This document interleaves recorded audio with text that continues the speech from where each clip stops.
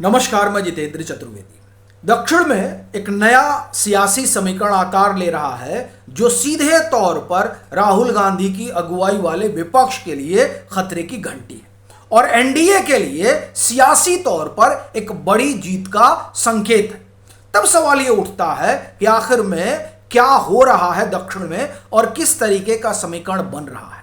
ये सवाल और ये जो घटना है वो इसलिए ज्यादा महत्वपूर्ण हो जाती है क्योंकि इस समय जो तैयारी है वो मानसून सत्र के लिए चल रही है, 2/3 बहुमत के लिए चल रही है।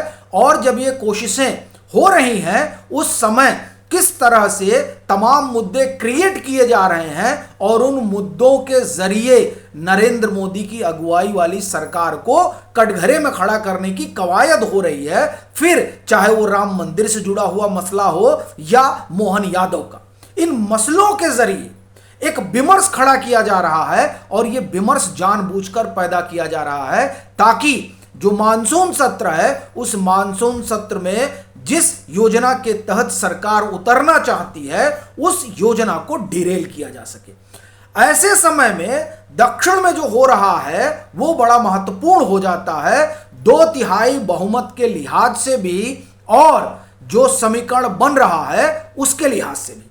तब प्रश्न ये उठता है कि आखिर में क्या समीकरण बन रहा है, उसी को थोड़ा समझेंगे और विस्तार से जानेंगे कि दरअसल ये जो चंद्रबाबू नायडू हैं, ये जो CR पाटिल साहब हैं, ये दरअसल कर क्या रहे हैं दक्षिण में। और फिर नरेंद्र मोदी ने जो जिम्मेदारी दी, ऐसा लग रहा है कि उसे बखूबी व्यवहारिक धरातल पर उतारा जा रहा है और कांग्रेस की कमर तोड़ी जा रही है। ये क्यों कह रहा हूं, थोड़ा सुनिए कि क्या हुआ है। कर्नाटक में या आप कहें कर्नाटक की सरकार ने एक कार्यक्रम किया। वो कार्यक्रम तुंगभद्रा परियोजना से जुड़ा हुआ और चूंकि वो जो नदी है वो कर्नाटक, तेलंगाना, आंध्रा तीनों से जुड़ी हुई है तो जाहिर सी बात है कि इनके जो है मुख्यमंत्री वहां मौजूद थे। फिर जल शक्ति मंत्री जो है CR पाटिल साहब भी मौजूद थे।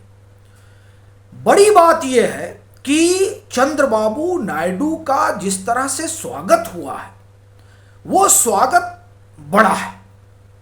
और आप ये ध्यान रखिए कि पिछली कई चर्चाओं में इस पर बात हुई है कि दरअसल जो दक्षिण का मिशन है उस मिशन के पिलर हैं चंद्रबाबू नायडू।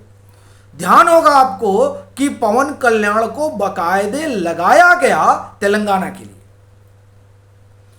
अब आप देखिए उनको तेलंगाना के लिए लगाया गया और वो जैसे ही तेलंगाना कूच करते हैं वैसे ही मीनाक्षी नटराजन का जो है मामला सामने आ जाता है और उनका नामांकन खारिज हो जाता है।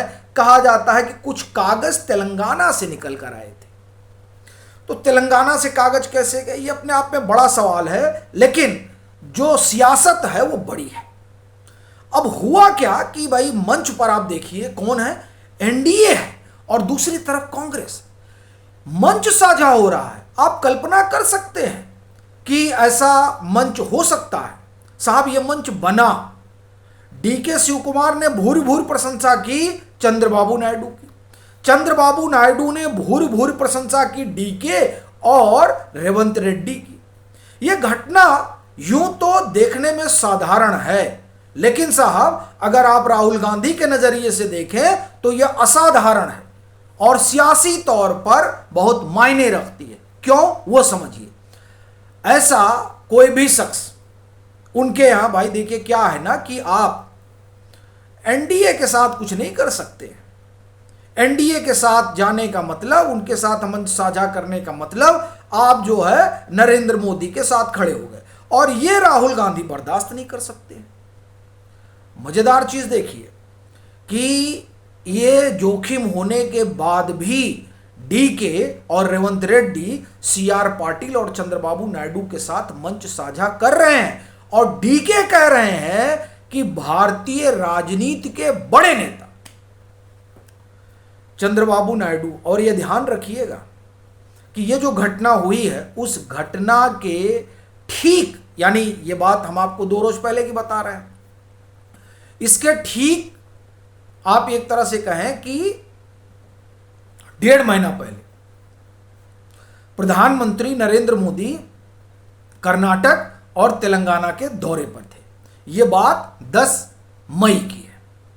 वहाँ वो रेवंत रेड्डी को खुला ऑफर देते हैं, रेवंत रेड्डी के साथ वो मंच साझा करते हैं, कार्यक्रम होता है। उस कार्यक्रम में वो कहते हैं भैया आजा मेरी गाड़ी में बैठ जा। मैंने पीएम ने ऐसा नहीं कहा, ये मैं कह रहा हूं, पीएम ने कहा कि आप हमारी तरफ आ जाइए। उसके बाद में बीजेपी के एक सांसद ने कहा कि ये शुभेंदु अधिकारी होंगे। ठीक है साहब। उसके बाद क्या होता, उसके बाद आप रोचक घटना सुनिए। उसके बाद नीति आयोग की बैठक होती है। नीति आयोग की बैठक का बहिष्कार ही करता रहा है कांग्रेस शासित जो मुख्यमंत्री रहे। लेकिन बड़ी चीज ये है कि इस बार डीके, देखिए सिद्धारमैया तो बहिष्कार ही कर रहे थे, डीके गए, डीके पीएम से भी मिले। आप बड़ी चीज देखिए, वो पीएम से भी मिले, वो जो है वो नीति आयोग की बैठक में भी गए, रेवंत रेड्डी भी पीएम से मिले और नीति आयोग की बैठक में गए। ये हो क्या रहा है? ये लोग बैठक किए, वहां बातचीत हुई और फिर यहां जो है चंद्रबाबू नायडू को बाकायदे आप एक तरह से कहें कि बुलाया जाता है, उनका आवाभगत होता है, पूरा जो है कसीदे कढ़े जाते हैं। ये यूं ही नहीं हो रहा है, कुछ है जो पक रहा है। और ये मैं यूं ही नहीं कह रहा हूं कि पक रहा है, हमने आपको घटनाक्रम बताया। ये घटनाक्रम बड़ा मायने रखता है, क्योंकि ये देखिए मंच साझा करने वाली बात बड़ी है। और ये इसलिए बार बार बड़ी कह रहा हूं क्योंकि अभी कुछ रोज पहले चंद्रबाबू नायडू ने एक लंबा लेख लिखा था, माफ करिए वो लेख नहीं था, वो बातचीत के जरिए एक आप कहें कि रिपोर्ट थी, आप कह सकते हैं कि चंद्रबाबू नायडू का साक्षात्कार था। दक्षिण के जो राज्य हैं वो डिलिमिटेशन का विरोध कर रहे हैं और वो कह रहे हैं कि नहीं देखिए ये ऐसे जनसंख्या के आधार पर नहीं बढ़ सकता है। चंद्रबाबू नायडू ने अपनी उस बातचीत के जरिए ये साफ किया कि नहीं ये आप चिंता मत करिए, ये हम लोग जनसंख्या के लिहाज से नहीं बढ़ेगा, ये अक्रॉस द स्टेट 50% बढ़ाई जाएगी सीटें, उसमें कोई जनसंख्या वाली भूमिका नहीं। शशिर थरूर ने इसका बड़ा विरोध किया। बाकी आप देखिए तो कहीं से विरोध का बिगुल सुनाई नहीं दिया। क्या कारण है? और बड़ी चीज ये है कि चंद्रबाबू नायडू जो हैं वो इन दोनों मुख्यमंत्री है, इनको पता है कि चंद्रबाबू नायडू की एनडीए में क्या स्थिति है। आप उस पर मत जाइए कि कौन नंबर 1 और कौन नंबर 2, वो आप भूल जाइए, उस सब के फेरे में मत पड़िए। सवाल यह है कि चंद्रबाबू नायडू उन लोगों में शामिल हैं जो इस समय आप एक तरह से कहें कि पीएम के करीबी लोगों में शामिल है, शुमार है। और यही हाल सीआर पाटिल का भी है। सीआर पाटिल बहुत बड़े स्ट्रेटेजिस्ट हैं। सीआर पाटिल वो शख्स हैं जो गुजरात में वो उन्होंने कर दिया जो आप एक तरह से कहें कि एक दौर में सोलंकी साहब ने किया था, यानी सोलंकी साहब का रिकॉर्ड तोड़वा दिया। 150 सीट लेकर आती है बीजेपी गुजरात में 2022 के विधानसभा चुनाव। अभी उनको प्रधानमंत्री नरेंद्र मोदी के संसदीय क्षेत्र यानी बनारस की जिम्मेदारी दी गई है सीआर पाटिल साहब को। सीआर पाटिल साहब वो आदमी है, कमाल के जो है आप ये कहें कि रणनीतिकार है, पीएम और एचएम दोनों के करीबी है।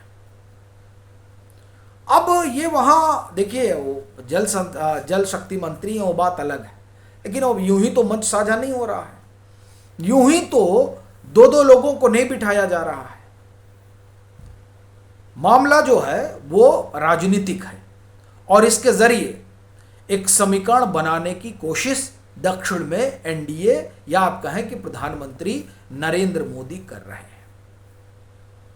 और पीछे भी हमने कहा था और अभी भी हम कह रहे हैं कि ये जो मिशन है वो मिशन 129 लोकसभा सीटों का है और उस मिशन की कमान जिन लोगों को दी गई है वो बात अब बड़े साफ तौर पर दिखाई दे रही है। ये जो मंच की साझेदारी हुई है, ये मंच की साझेदारी सिर्फ इसलिए नहीं हुई है कि साहब तुंगभद्रा परियोजना है और जो है चंद्रबाबू नायडू जो है बड़े नेता है, आंध्र प्रदेश के मुख्यमंत्री हैं। मामला उससे आगे का है, और जो आगे वाला मामला है वही बड़ा है। इन दोनों ही जो चीफ मिनिस्टर हों, चाहे डीके हों और चाहे रेवंत रेड्डी, ये चाहते हैं कि हमारे स्टेट का विकास हो, और वो विकास बिना केंद्र के सहयोग के मुमकिन नहीं है। और केंद्र का सहयोग आप देखिए कि जिस तरह से रवैया रहता है कांग्रेस की सरकारों का, जो स्टेट सरकारें हैं, उसमें तो मिलना बड़ा मुश्किल हो जाता है, चूंकि राहुल गांधी को खुश करने के लिए नरेंद्र मोदी को लेकर अगड़म बगड़म सब चलाया जाता है। अब उस अगड़म बगड़म के बीच जिस तरीके से ये समीकरण बुना जा रहा है, वो ये बता रहा है कि एक नई खिचड़ी दक्षिण में नरेंद्र मोदी के नायडू और पाटिल पका रहे हैं। अब उसका स्वाद कैसा आएगा, ये देखने वाली बात रहेगी।